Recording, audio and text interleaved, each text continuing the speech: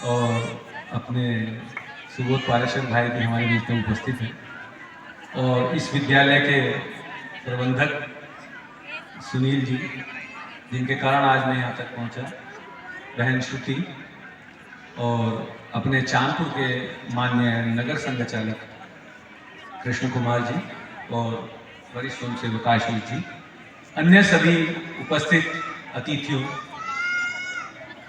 अभिभावकों और प्यारे बच्चों, जो भाई साहब ने मुझे विषय दिया, इन्होंने दिया वर्तमान बदलते परिवेश में बच्चों को दी जाने वाली शिक्षा पद्धति में आवश्यक परिवर्तन। अब इस कार्यक्रम को देख के अब मुझे लगता है कि बोलने को कुछ बचा ही नहीं। जो शिक्षा पद्धति में आना चाहिए, जो बच्चों की समझ में आना चाहिए, जो बच्चों को जानकारी होनी चाहिए, जो बच्चों की क्षमताएं होनी चाहिए, वो आज सब आपने यहाँ अपने सांस्कृतिक कार्यक्रम, अपने देश प्रतियोगिता और अपनी वाद विवाद प्रतियोगिता में एक ग्रामीण स्तर का विद्यालय, और उसमें जो वाद विवाद के जो कंटेंट थे वो विश्वविद्यालय स्तर के थे, या जिसने भी तैयार कराया वो बहुत साधुवाद के पात्र हैं। और दूसरा जो यहाँ वर्ग है वो प्राइमरी बच्चों से लगाकर और प्रबुद्ध लोग तक बैठे हैं। तो मैं भी थोड़ा सा कंफ्यूज हूँ कि क्या बोलूँ, लेकिन फिर भी मैं जिस विषय के लिए मुझे बुलाया गया उस विषय पर अपने विचार करूँ। तो हमारे देश का नाम है भारत। भाव में रक्त। भा मतलब भानु, भास्कर। भा मतलब प्रकाश। भा मतलब ज्ञान। ज्ञान में रक्त। जो हमारा देश है ये ज्ञान में रक्त है। प्राचीन काल से, सनातन समय से हमने पूरे विश्व में ज्ञान को फैलाने का कार्य किया। तो हर जो देश होता है उसका एक उद्देश्य होता है। तो एक देश है ब्रिटेन, उसने उद्देश्य बनाया कि मैं पूरी दुनिया पे राज करूंगा, और उसके व्यापारी, सैनिक, मिशनरी किसी न किसी देश में निकल पड़े, और साम दाम दंड भेद जो भी उन्होंने अपनाया, उन्होंने पूरी दुनिया पे अपना शासन स्थापित किया। लेकिन उनका उद्देश्य पूर्ण होते ही उनका विघटन प्रारंभ हो गया, और आज जितना बड़ा हमारा एक उत्तराखंड छोटा सा राज्य है, उतना बड़ा वो ब्रिटेन बचा हुआ है। एक देश है अमेरिका, वो ब्रिटेन से ही गए हुए लोग थे, इधर से यूरोप से। उन्होंने सोचा कि हम पूरे विश्व में आर्थिक महाशक्ति बनेंगे, और उन्होंने भी छल बल सब प्रयोग करके हथियार बेच, लड़ाई करा, जो भी करा उन्होंने, वो विश्व की आर्थिक महाशक्ति बन गए। उद्देश्य उन्होंने प्राप्त किया और उनका पतन प्रारंभ हो गया। आज वो जापान और चीन के कर्जे पर वो देश चलता है। एक देश है पाकिस्तान, उसने लक्ष्य बनाया कि मैं एक धर्म के आधार पे एक देश की स्थापना करूंगा। स्थापना होते ही उनका उद्देश्य पूरा हो गया, और आज वो देश कई टुकड़ों में बंटने को तैयार है। लेकिन हमारा देश भारत, इसने उद्देश्य बनाया ज्ञान को फैलाने का, प्रत्येक आत्मा का विकास करने का। तो ये जो काम है, नए नए जन्म होते हैं, नई नई आत्माएं आती हैं, उस आत्मा को परमात्मा से मिलाने का जो हमने कार्यक्रम लिया, वो कार्यक्रम कभी समाप्त होने वाला नहीं है। इसलिए देश आज तक इतनी विपरीत परिस्थितियां होते हुए भी अपने पैरों पर खड़ा है और पूरी दुनिया के लिए आदर्श प्रस्तुत कर रहा है। हमारे पूर्वजों ने नारा दिया, सर्वंतो विश्वार्यम, कि पूरी दुनिया को श्रेष्ठ बनाओ। इस काम को करने के लिए हमारे देश में गुरुकुल खोले गए। गुरुकुल जो थे वो समाज के लोगों द्वारा समाज के धन से चलाए जाने वाले विद्यालय थे, और उन्होंने इस देश को सांस्कृतिक मजबूती प्रदान करी। लेकिन जब अंग्रेज आए, उन्होंने देखा कि भाई इस देश को जीत क्यों नहीं पा रहे, तो लॉर्ड मैकाले को लगाया गया। उसने देखा कि जो गुरुकुल प्रणाली यहाँ चल रही है, जितने गांव नहीं है उतने यहाँ गुरुकुल हैं। जब तक ये गुरुकुल नष्ट नहीं होंगे तब तक हम इस देश पे विजय नहीं प्राप्त कर पाएंगे। और उसने जो था एक विदेशी शिक्षा प्रणाली इस देश में लागू कर। लेकिन जो हमारे गुरुकुलों में शिक्षा दी जाती थी, उसका उद्देश्य था या विद्या से विमुक्त है, कि विद्या वो है जो व्यक्ति को मुक्त कर दे, इस जन्म मरण के बंधन से मुक्त कर दे और उसे परमात्मा में लीन कर दे। तो ये विद्या थी जो केवल हमारी आत्मा का विकास करे। विद्या के साथ एक शब्द आता है अविद्या। बहुत से लोग उसे विपरीत दृष्टि में लेते हैं, लेकिन हमारे गुरुकुलों में अविद्या भी पढ़ाई जाती थी। वो अविद्या क्या थी? ये भूगोल, इतिहास, अर्थशास्त्र और विज्ञान। तो इसका भी पढ़ना हमारे यहाँ आवश्यक था, और ये दोनों ही मनुष्य का संपूर्ण विकास करते हुए उसे परम तत्व तक ले जाने वाली योजना थी, जो हमारे देश में लंबे समय तक चली, और आज हम उसके बल पर यहां तक पहुंच पाए। एक श्लोक आता है, विद्या ददाति विनयम विनयाद याति पात्रताम पात्रत्वा धनम आपनोति धनाद धर्म तथा सुखम। कि विद्या से विनय प्राप्त होती है। केवल ये जो हम विद्या प्राप्त कर रहे हैं, इसका एकमात्र उद्देश्य यह है कि हम विनयी बने। अगर हम विनयी नहीं बन रहे तो इसका मतलब विद्या हमारे अंदर प्रवेश नहीं कर रही। विनयाद याति पात्रताम, जब आप विनयी हो जाते हो तो आप स्वयं पात्र हो जाते हो। पात्र का मतलब यह है जैसे बर्तन, कि आपके पास पात्र हो गया तो जो ईश्वर जो आपको देना चाहेगा वो उस पात्र में देगा। पात्र तो आप धन आप होती, जब आप पात्र हो जाओगे तब आप जो भी कार्य करोगे उसी में धन कमाओगे, और जब आपके पास धन आ जाएगा तब आपका झुकाव ऑटोमेटिकली जो है धर्म की ओर होगा। धना धर्म तथा सुखम, तब धर्म से आपको सुख प्राप्त होगा। लेकिन हमने क्या बनाया? हमने केवल विद्या प्राप्त करने को धन प्राप्त करके सुख प्राप्त करने का उद्देश्य बना लिया। हमने जो विद्या लेनी चाहिए वो केवल नौकरी प्राप्त करने के लिए लेनी चाहिए। यहीं पे आके थोड़ी सी कमी हो गई। एक विद्यार्थी ग्रेजुएट होने के बाद एक संत के पास गया, बोला कि मैं बहुत परेशान हूं, बेरोजगार हूं, मुझे नौकरी चाहिए। संत बोले, क्या जानते हो? वो बोला जी मैंने ग्रेजुएशन किया है। वो बोले वो ठीक है, तुमने ग्रेजुएशन किया, और तुम क्या कर सकते हो?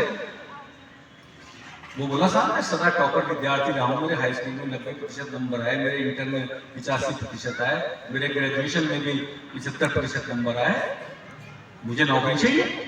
वो बोले ये बताओ तुम कर क्या सकते हो? तो आज जो हम डिग्री प्राप्त कर रहे हैं, हमें सबको ये सोचना चाहिए कि हमने जो भी शिक्षा प्राप्त करी है, हम उस शिक्षा को प्राप्त करके कर क्या सकते हैं।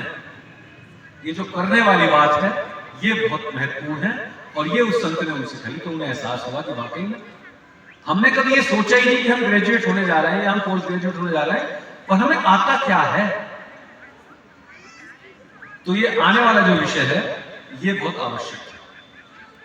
तो हमारे देश में जो है बहुत अच्छे आरुणि जैसे शिष्य भी हुए हैं, लेकिन हमारे देश में बहुत अच्छे गुरु भी हुए हैं।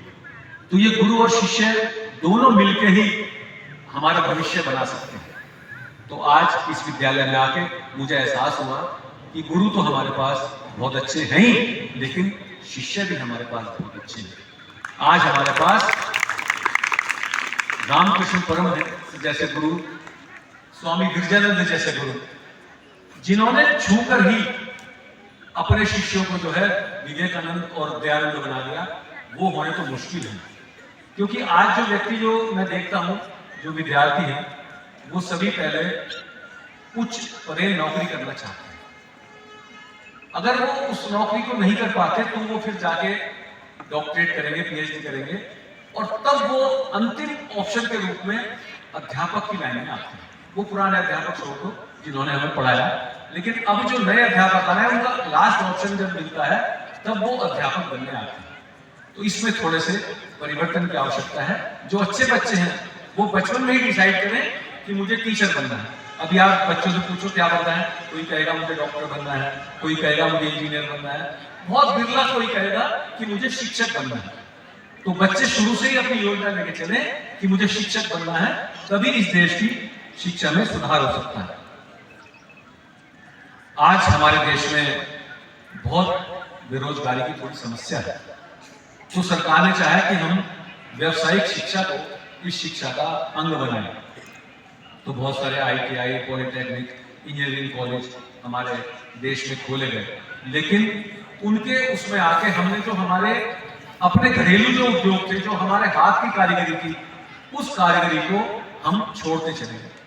तो हम जिस क्षेत्र के, इस ग्रामीण क्षेत्र के बालक हैं, हमारे घर में बड़े अच्छे अच्छे हस्तशिल्प के काम, हमारे बर्तन बनाने का काम, हमारे कपड़े बुनने का काम, अन्य हमारे काम, लकड़ी के औजार सामान बनाने का काम जो हमारे गांव में होता आया था, वो हमसे छूटता जा रहा है। तो हमारी शिक्षा में कहीं ना कहीं इन अंगों का समावेश होना भी आवश्यक है, और मुझे लगता नहीं कि हमारे इस स्कूल के बच्चे इसमें कहीं पिछड़ेंगे, क्योंकि जब व्यक्ति में पात्रता आ जाती है तो वो कुछ ना कुछ कर ही भागता है। दूसरा आता है नैतिक शिक्षा। एक श्लोक आता है, विद्या विवादाय धनम मदाय शक्ति परेशान पर पीड़नाय खलस्य साधो विपरीत वेदम ज्ञानाय दानाय च दक्षिणाय। जो दुष्ट की विद्या होती है, कोई दुष्ट व्यक्ति अगर पढ़ लिख के अच्छा बन जाए तो वो समाज को परेशान नहीं करता है, लेकिन जो सज्जन व्यक्ति है अगर वो शिक्षित होता है तो उसकी विद्या समाज को ज्ञान देने के लिए, दान देने के लिए और उसकी रक्षा करने के लिए बनती है। तो हम अपने अंदर ये विद्या प्राप्त करने के बाद दुष्टता ना आने दें, अपना सज्जन स्वरूप बनाए रखें।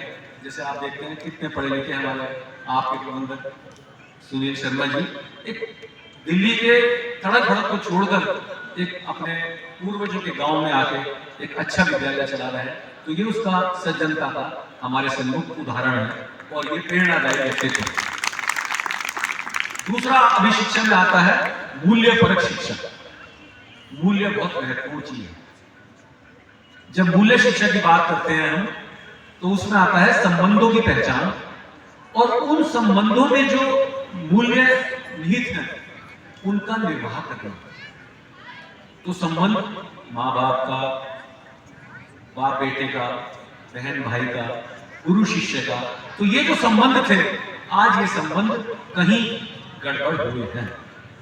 इन संबंधों में जो भी मूल्य थे, सम्मान का, प्यार का, आदर का, सत्कार का, वो मूल्य हम बच्चों को बाल्यकाल से ही सीखने होंगे और अध्यापकों को उन्हें सिखाने होंगे। तभी उस मूल्य शिक्षा का कभी कुछ लाभ है। नैतिक शिक्षा के पीरियड में अगर हम महापुरुषों की केवल कहानी सुना दें तो उससे काम चलने वाला नहीं है। ये मूल्य उन बच्चों में हमें डालने ही होंगे। अब हम सब इस भारत देश में रहते हैं, तो हम अपने धर्म से ज्यादा इस राष्ट्र के धर्म को स्थान दें, तभी हम इस देश के लिए एसेट हो सकते हैं।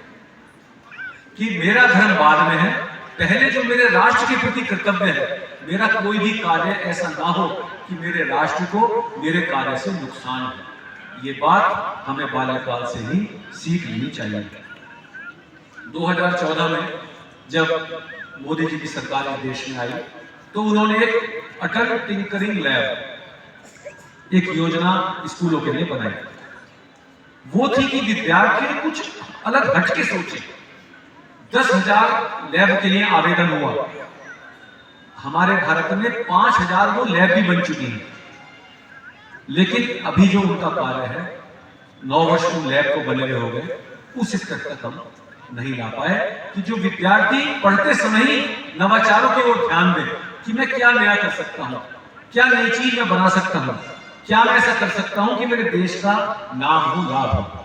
तो ऐसी अटल टिंकरिंग लैब अगर इस विद्यालय में आवश्यकता होगी है नहीं है, तो उसमें जो है बच्चों को उस प्रकार के जो उसका उद्देश्य था, वो उद्देश्य जो है वो अवश्य पूरा होना चाहिए। तो हमारा देश, ज्यादा समय नहीं लूंगा, प्रधानाचार्य विक्रम मैंने देख लिया, उन्होंने मुझे 10 मिनट का समय दिया था, मुझे लगता है कि 10 मिनट मेरे हो गए होंगे। तो हमारा देश जो था प्राचीन काल में विश्व गुरु कहलाता था, इसलिए जो मैंने प्रारंभ किया था जैसे कि हमारा काम ज्ञान को दे देता था। तो उस विश्व गुरु का स्थान हम पुनः प्राप्त करें। इन्हीं शब्दों के साथ मैं अपनी वाणी को विराम दूंगा। सभी को मेरी ओर से शुभकामनाएं। आज इस स्कूल में आके मुझे बहुत प्रसन्नता हुई। हालांकि मेरा बाल्यकाल पूरा चांदपुर में बीता है। मेरी माता जी भी शिक्षक थी, वैदिक कन्या इंटर कॉलेज में कुछ लोग यहाँ